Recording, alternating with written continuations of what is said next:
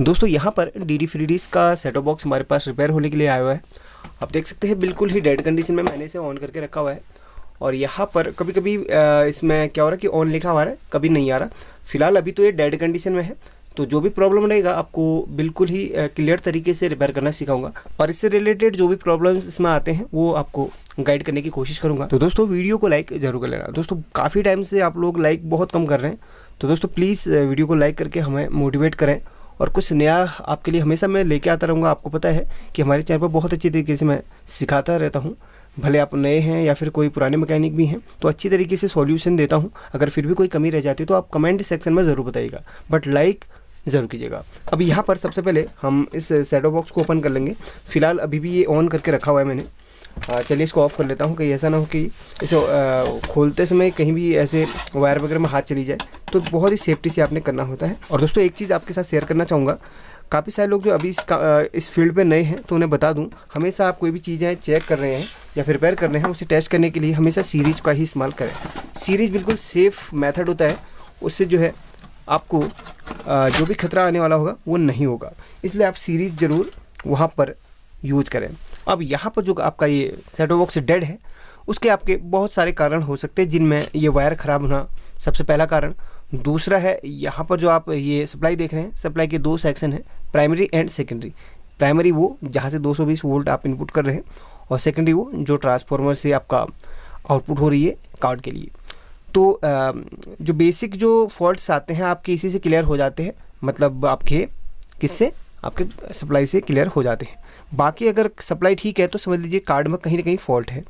तो सबसे पहले मैं क्या करूँगा, सप्लाई में चेक करूँगा, और सप्लाई में यहाँ पर 220 वोल्ट आ रही कि नहीं ये ज़रूर चेक करना है। तो चलिए मैं इसको चेक करता हूँ। तो फिलहाल इसे मैंने ऑन कर लिया है। अब यहाँ पर मल्टीमीटर को मैं सबसे पहले यहाँ पर इन प्रोब्स पे लगाऊंगा, यानी कि मल्टीमीटर को एसी पे सेट करके, यानी कि हमें सबसे पहले क्या करना है, एसी यानी कि 220 वोल्ट आ रही कि नहीं ये चेक करना है। अब यहाँ पर मल्टीमीटर को हमने 700 की रेंज पे सेट कर लिया है एसी, ठीक है, क्योंकि हमें यहाँ पर वायर सही है या फिर ख़राब है, यानी कि यहाँ पर हमारी लाइन पहुँच रही है जो हमने सर्किट बोर्ड इस्तेमाल करा है उससे, तो वो चेक करना है। तो यहाँ पर चलिए चेक करते हैं हमारी लाइन पहुँच रही कि नहीं। तो देखिए यहाँ पर एक्यूरेट हमें कितना मिल रही है, देखिए 200 के समथिंग हमें मिल रहा है। फिलहाल यहाँ पर ज़रूरी नहीं कि आपको 220 वोल्ट ही मिले, जितना आपके घर पे इलेक्ट्रिसिटी आ रही हो उतना आपको मिलेगी। अब यहाँ पर फिर भी ऑन नहीं हो रहा। अब इसका क्या कारण हो सकता है, कहीं इसका प्राइमरी सेक्शन ख़राब तो नहीं है या फिर इसका सेकेंडरी सेक्शन ख़राब तो नहीं है। तो देखते हैं, सबसे पहले हमें आउटपुट में चेक करना होगा। उसके लिए अभी यहाँ पर हमें डीसी की रेंज पे रखना है। डीसी हम 200 की रेंज पे रख लेंगे, ठीक है, डीसी 200 पे सेट कर लेंगे। अब इसको आप ग्राउंड कर लीजिए। अगर आपका ये यहाँ पर कनेक्टर लगा हुआ है तब आपने इसको ग्राउंड इधर पे बॉडी पे करना है, वरना इस जगह पे ग्राउंड करना होगा, इस जगह जो जीप का पॉइंट होता है वहाँ पे करना होगा। फिलहाल अभी हमने इसकी बॉडी पे इसको टच कर लिया है क्योंकि ये कनेक्टर यहाँ से लगा हुआ है। अब सबसे पहला वाला जो हमारा वोल्टेज है कितना है, ये हमारा है ये 5 वोल्ट का और उधर का 3.3 वोल्ट।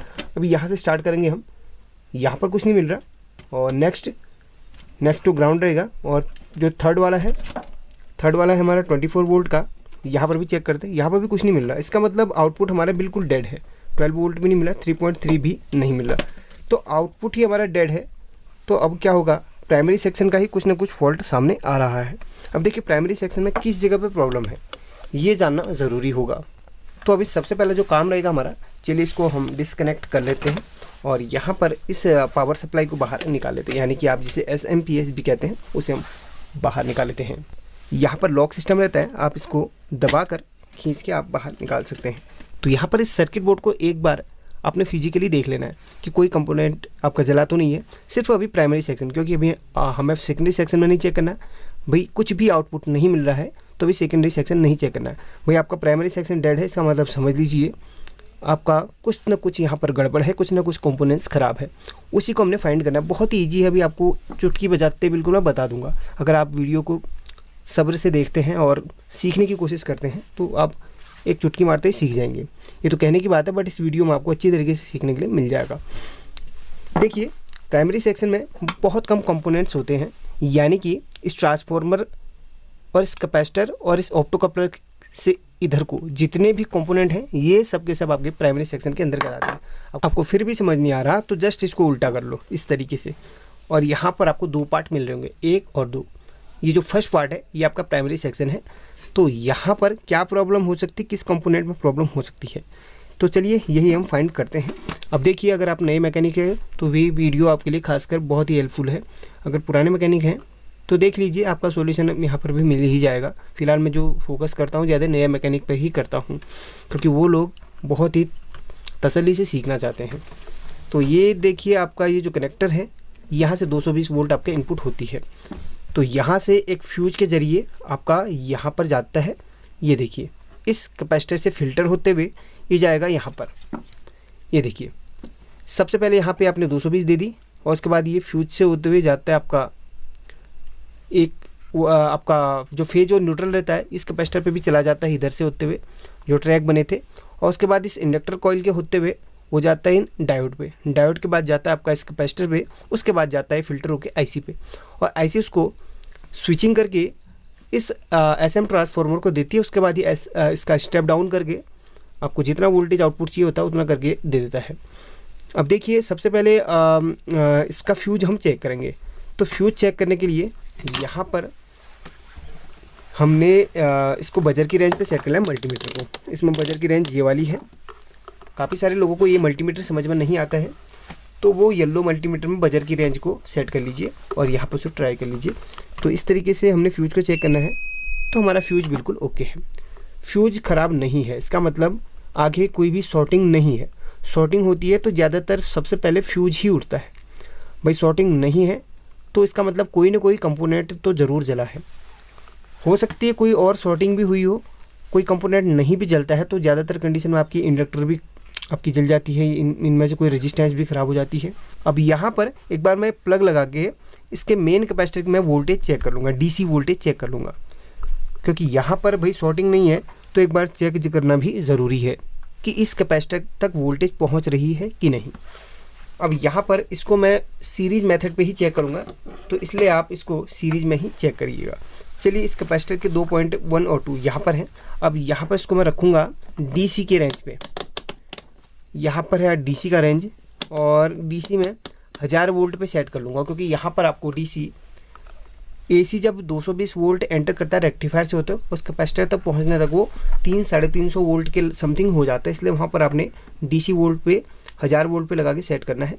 देखिए, यहाँ पर हमें वोल्टेज मिल रहा है, यानी कि मेन कैपेसिटर पे हमें वोल्टेज मिल रहा है। इसका मतलब हमारा रेक्टिफायर ख़राब नहीं है और कैपेसिटर पे वोल्टेज हमें ठीक है। अगर हमारे घर पे 220 की जगह आ रही है 200 वोल्ट, तो समथिंग यहाँ पर 278 के आसपास मिल रही है, कोई दिक्कत नहीं है। तो इसका मतलब कैपेसिटर तक की लाइन जो है बिल्कुल ओके है। तो चलिए, इसको मैं एक बार डिस्कनेक्ट कर लेता हूँ।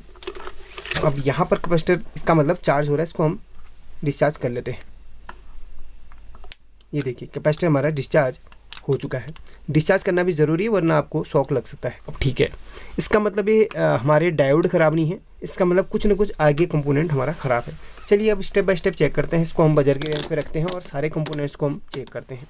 अभी कंफर्म करने के लिए फिर भी हम इस डायोड को, यानी कि चारों डायोड को हम चेक कर लेंगे। डायोड एक तरफ से वैल्यू देगा और एक तरफ से कोई भी वैल्यू नहीं देगा। अगर डायोड आपका ख़राब होता रहता है तो आपका इस तरीके से आपका बीप मारने लगेगा। ठीक है, सिर्फ एक तरफ से वैल्यू आपके चारों के चारों डायोड देनी चाहिए। यहाँ पर देखिए, ये वैल्यू नहीं दे रहा, इसका मतलब एक तरफ से यानी कि इस तरफ से वैल्यू ज़रूर देगा। ये देखिए, वैल्यू दे रहा है। अब यहाँ पर देखिए, ये उल्टा करके वैल्यू देगा। ठीक है, ये भी ठीक है, और ये देख लीजिए, ये भी ठीक है, और इस तरफ से वैल्यू नहीं देना चाहिए।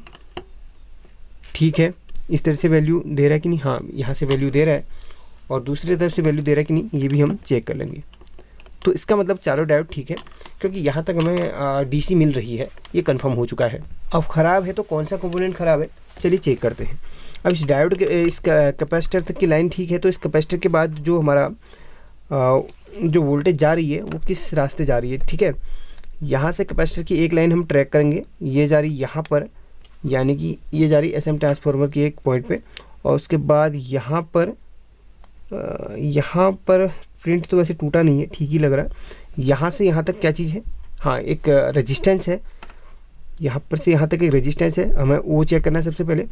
और दूसरी जो कैपेसिटर की लाइन है उसे भी चेक करना है। यहाँ से यहाँ तक भी एक, हाँ ये रेजिस्टेंस है। उसके बाद ये लाइन जा रही है यहाँ पर, और यहाँ से होता है इधर। एसएम ट्रांसफार्मर में आपको प्राइमरी सेक्शन में 4 लेग मिलेंगी, 2 फीडबैक के लिए होती हैं और 2 आपकी आईसी से स्विचिंग के लिए वहाँ पर लगी होती हैं। तो देखिए आपको चारों में दो पॉइंट्स में कंटिन्यूटी सुनाई देगी, जैसे इसमें इन दोनों में कंटिन्यूटी आ रही है और इन दोनों में आपको कंटिन्यूटी आएगी, बाकी में आपको कंटिन्यूटी नहीं आनी चाहिए। तो इस तरीके से एसएम ट्रांसफार्मर की भी चारों लेग बिल्कुल ठीक है, आपस में जो कंटिन्यूटी आनी चाहिए बिल्कुल ओके है। तो यहाँ से हमने ट्रैक करा था इस कैपेसिटर की एक पॉइंट को ट्रैक करा था, वो यहाँ से यहाँ तक रेजिस्टेंस है। सबसे पहले हमने उस रेजिस्टेंस को चेक करना है, और दूसरा यहाँ से यहाँ तक भी एक रेजिस्टेंस है, उसे भी हमने चेक करना है। और यहाँ पर क्या है, हाँ, रेजिस्टेंस के थ्रू आपका आईसी पे आपका ये जो है वोल्टेज जा रहा है, और यहाँ से इधर और इधर से इधर तक एक डायोड है, इसे भी चेक करना है। यानी कि टोटल मिला के पहले तो हमें इन दोनों रेजिस्टेंस को चेक करना होगा, फिर इस डायोड को चेक करना होगा। अब देखते हैं कमी किस सेक्शन में है। तो सबसे पहले इस रेजिस्टेंस को हमें चेक करना है जिसके थ्रू आपका आईसी पे वोल्टेज इनपुट हो रही है। ठीक है, चलिए चेक करते हैं। तो यहाँ पर 471 दिखा रहा है, ये डायोड वैल्यू दिखा रहा। एक मिनट, इसे हम कंफर्म कर लेते हैं। यहाँ पर ये जो रेजिस्टेंस है ये आपका 2 मेगा ओम के समथिंग यहाँ पर दिखा रहा है। चलिए एक बार मैं इसे बोर्ड पे लगे चलिए थोड़ा सा मैं बढ़ाता हूँ, उसको 2 पे सेट करता हूँ, 2 मेगा ओम पे। चलिए चेक करते हैं। अगर आप पीले वाले मल्टीमीटर का यूज़ कर रहे हो तो उसमें भी आपको बता देता हूँ 2 मेगा ओम कहाँ पे रहेगा। अब यहाँ पर जो पीला वाला मल्टीमीटर आप देख रहे हैं, यहाँ पर देखिए 2000 किलो ओम्स लिखा है। ठीक है, इसका मतलब है 2 मेगा ओम। इसको हम कैलकुलेट करेंगे तो 2 मेगा ओम होता है। तो इसलिए मैंने इसको ज़्यादा फोकस किया, क्योंकि यहाँ पर जो नए मैकेनिक होते हैं उन्हें पता नहीं होता कि यहाँ पर येलो मल्टीमीटर में उसको भी 2000। ठीक है, अब देखिए उस रेजिस्टेंस को मैंने चेक करना है। तो यहाँ पर ये 1.359 इतना क्यों बता रहा है, ये तो बहुत कम बता रहा है, और एक तरफ से बता नहीं रहा, क्योंकि इसके यहाँ पर डायोड भी लगी है। चलिए एक बार इसे कंफर्म करने के लिए मैं बाहर निकाल के भी चेक कर लूँगा, और लगे हाथ यहाँ पर इस वाले, ये देखिए इस वाले रेजिस्टेंस को भी चेक कर लूँगा और इस वाले को भी चेक कर लूँगा। चलिए पहले इसको चेक कर लेते हैं।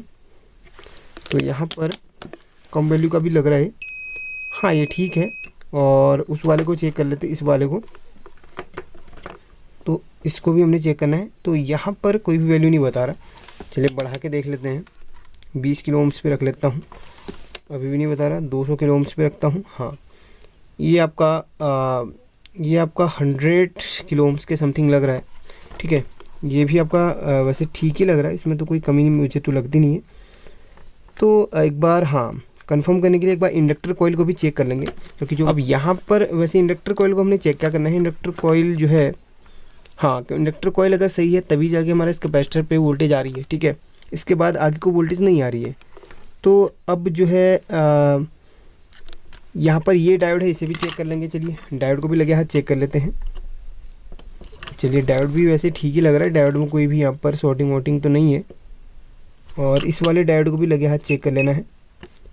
यहाँ पर बीप सी आई, एक मिनट, ठीक है, इस डायोड में भी कोई भी ऐसा शॉर्टिंग नहीं है। और यहाँ पर 1 2 इन दोनों कैपेसिटर को और इस कैपेसिटर को भी चेक कर लेना है। ठीक है, कंटिन्यूटी पे ही चेक करना है। ठीक है, और ये रेड वाला कैपेसिटर, ये भी ठीक लग रहा है, इसमें भी कोई भी शॉर्टिंग नहीं आ रही है। यहाँ पर एक मिनट, ठीक है, कोई भी शॉर्टिंग वॉटिंग इसमें नहीं है, एक तरफ से वैल्यू दिखा रहा है, हो सकता है किसी और कंपोनेंट की वजह से यहाँ पर आ रही हो। अब यहाँ पर एक बार ऑप्टो कपलर में भी यहाँ पर शॉर्टिंग वॉटिंग चेक कर लीजिए।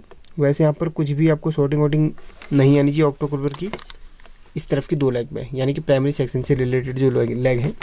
अब यहाँ पर इस कैपेसिटर को भी चेक कर लेना, जो प्राइमरी और सेकेंडरी सेक्शन में एक एक लेग जिसकी होती है।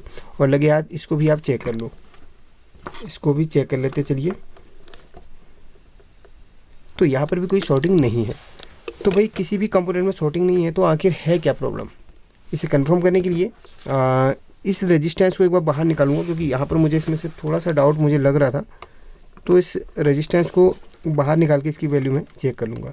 किसी भी कंपोनेंट पर आपको डाउट लगता है तो उसको आप बाहर निकालिए और उसके बाद उसको चेक कर लीजिए, तब जाके आपका डाउट क्लियर हो जाएगा।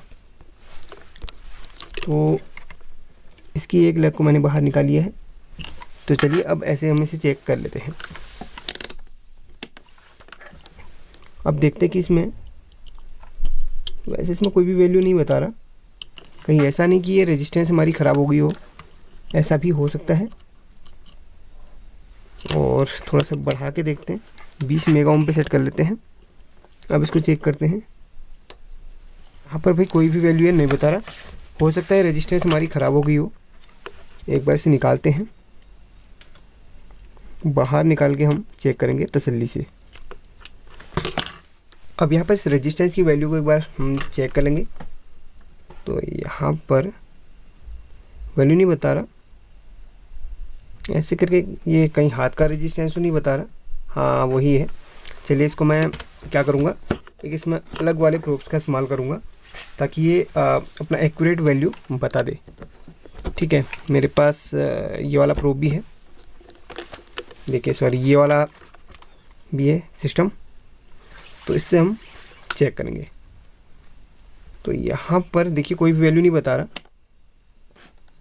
वैसे इसका मतलब हो सकता है इस रेजिस्टेंस में कुछ ना कुछ कमी है। अब यहाँ पर मैं किसी भी पुराने सर्किट बोर्ड से एक रेजिस्टेंस को निकाल लेता हूँ। दोस्तों यहाँ पर ये रेजिस्टेंस मैंने दूसरे सर्किट बोर्ड से निकाल लिया है। इसमें वैल्यू वैसे ठीक बता रहा है 2.74, ठीक तो नहीं बता रहा है, ज़्यादा ही बता रहा है। अब यहाँ पर हम पुराने रेजिस्टेंस को एक बार फिर से हम चेक करेंगे तो इसमें एक्यूरेट है कि नहीं। ठीक है, तो इसमें वैल्यू नहीं बता रहा, इसका मतलब रेजिस्टेंस में कुछ ना कुछ हमारी प्रॉब्लम है। तो चलिए इसी रेजिस्टेंस को एक बार लगा के इसको हटा देते हैं और इस वाली को लगा के देख लेते हैं इस जगह पे। तो दोस्तों यहाँ पर रेजिस्टेंस लगा रहे, चलिए जल्दी से इसकी सोल्डरिंग कर लेते हैं। तो यहाँ पर फाइनली मैंने सोल्डरिंग कर ली है। अब इसको सीरीज में हम टेस्ट करेंगे। दोस्तों इस सर्किट को मैंने ऑन कर लिया है। अब यहाँ पर इसको अभी लोड में हमने नहीं लगाया तो एसएम ट्रांसफार्मर की स्विचिंग के साउंड सुनाई देने लग गया है। इसका मतलब ये बिल्कुल चालू हो चुका है। अब इसको हम DC 200 की रेंज पे सेट कर लेंगे और इसको कर लेंगे ग्राउंड, यानी कि यहाँ पर जो पॉइंट में G लिखा रहता है उसको वहाँ पे लगा लेंगे। और देख सकते हैं आप, एक मिनट स्टार्ट से चेक करते हैं। देखिए यहाँ पर क्या है, 3.3 की जगह 5.1 बता रहा है। अभी लोड पे लगाऊंगा तो बिल्कुल नॉर्मल हो जाएगा, अभी आपको दिखाऊंगा। एंड 12 वोल्ट की जगह पे आ रहा है बिल्कुल 15, कोई बात नहीं, ये ज़्यादा दिखाता है। एंड 24 की जगह 20 से 22 के आसपास दिखाता है, बिल्कुल ठीक है। अब यहाँ पर सबसे पहले जो 5 वोल्ट का पॉइंट है उसमें देखते हैं, बिल्कुल 5.0 बता रहा है। अब यहाँ पर से मैं लोड में लगाऊंगा तब वोल्टेज हमारे नॉर्मल होने लग जाएंगे। और चलिए इसको बस सबसे पहले मैं ऑफ़ कर लेता हूँ और यहाँ पर इसको इस बॉक्स में फिट करके आपको वोल्टेज सारे चेक करवा लेता हूँ और ऑन करवा के भी दिखा देता हूँ। तो सिर्फ एक रेजिस्टेंस के ख़राब होने की वजह से क्या हुआ था, हमारे सर्किट डेड हो गया था। अब अभी तक हमने कार्ड भी वैसे चेक नहीं किया, अभी कार्ड हम चेक करेंगे इसमें लगा के। चलिए अब इसको हम करते हैं चालू और यहाँ पर देखिए ये हमारा सेटअप बॉक्स चालू हो चुका है। सिर्फ एक रेजिस्टेंस ख़राब होने की वजह से यहाँ पर ये दिक्कत आ चुकी थी। अभी आपको लोड की वोल्टेज चेक करवाए तो लोड पे लगे। ठीक है, सबसे पहले इसको हम कर लेंगे ग्राउंड बोले तो इसकी बॉडी में कहीं भी लगा लेना है।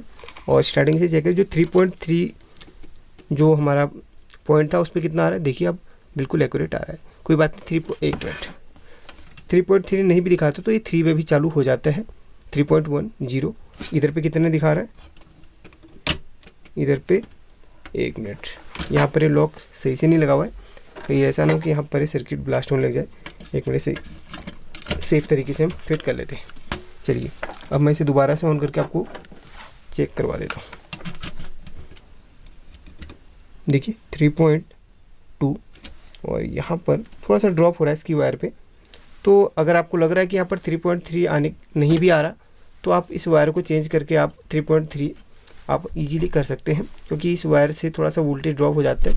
वैसे ही आपका 3.0 पे ऑन हो जाता है, लेकिन वीक सिग्नल की अगर आपको समस्या लग रही हो तो इस वायर को आप चेंज कर लेना जो 3.3 की वोल्टेज से लगा हुआ है। बाकी जो वोल्टेज है वो बिल्कुल एक्यूरेट आपको मिल जाएंगी। यहाँ पर देखिए 5.0 की जगह 4.8, कोई बात नहीं, 5.0 का ज़्यादा यहाँ पर यूज नहीं है। और यहाँ पर जो आपका 20 है वहाँ पे 22 दिखा रहा और 12 वोल्ट की जगह पे कितना दिखा रहा, 16, कोई बात नहीं, इसको छोड़ दो आप। बाकी जो है ये हमारा सेटअप बॉक्स ऑन हो चुका है।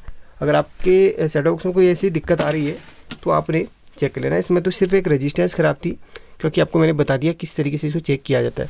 हाथ से चेक करने में क्या हो रहा था, थोड़ा सा वहाँ पर क्या, एक मैं आपको कंफर्म फिर से मैं दिखाना चाहूँगा। इसको रख लेता हूँ साइड पे, देखिएगा यहाँ पर मैं 20 मेगा ओम पे सेट करता हूँ और इस रेजिस्टेंस को चेक करता हूँ। देखिए हाथ से पकड़ के, तो यहाँ पर ये वैल्यू दिखा रहा है, हाथ की वैल्यू दिखा रहा है। देखिए ये देखिए हाथ की वैल्यू दिखा रहा है, हाथ का भी कुछ रेजिस्टेंस रहता है वो ये दिखा रहा है। वैसे नहीं दिखाता ज़्यादातर, लेकिन पता नहीं क्यों दिखा रहा है। देखिए इस तरीके से रेजिस्टेंस दिखा रहा। तो एक्यूरेट वैल्यू का हमें पता नहीं चल पाता जब हमने उस मेथड का यूज़ करा था, जो मैंने मल्टीमीटर में ये वाला सिस्टम बना के रखा इसकी प्रोब्स में, चिमटी वाला। तो तब हमें पता चला ये रेजिस्टेंस एक्यूरेट में ख़राब हो चुकी है। इसलिए आपके साथ भी ये समस्या आ रही हो तो एक बार इस वाले मेथड को यूज़ कर लेना, तब जाके एक्यूरेट पता चल पाएगा। तो चलिए वीडियो को एंड करते हैं, फिर मिलते हैं अगली वीडियो में। पसंद आई तो लाइक करना और हाँ, चैनल को सब्सक्राइब कर लेना।